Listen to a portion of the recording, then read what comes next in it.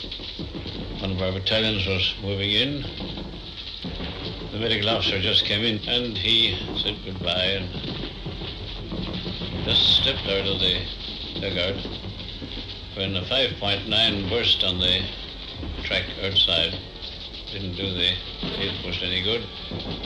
The little light we had in the way of a candle was blown out, but the first I knew of any person when I was calling for a light was somebody's scratching at my leg in the darkness. And this was my friend who said, I told you a couple of minutes ago, he said that I would hit in the belly. He said, and now I'm hitting the belly. However, he was pretty badly wounded. He had 2 shrapnel bullets through his abdomen, and he was shot in the neck. It's not pleasant even to contemplate the condition of horror that is depicted in some of these wounded men, and some with their arms blown off, sometimes legs blown off, with tremendous wounds and very severe hemorrhage. I think on the whole, the high explosive was the most grievous form of injury.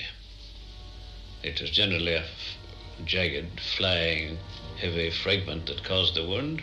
As it forced its way through some part of the body, the wound was very serious indeed. One of my stretcher bearers, a very gallant man from Dublin, with one companion, were carrying a wounded man on their shoulders when a whiz-bang burst between them. It, of course, blew the wounded man into fragments, but left the whole handles of the stretcher in the bearer's hands. Standing here at the crucifix corner, where I had an 8-post for a while, I can recall very many cases of such selfless devotion to duty. A man may do a great deal without much mental distress if he and his comrades are rushing into an attack. But if you have got in cold blood to try and clean up the mess of a battlefield and face a very heavy fire, then it calls for courage of a different order.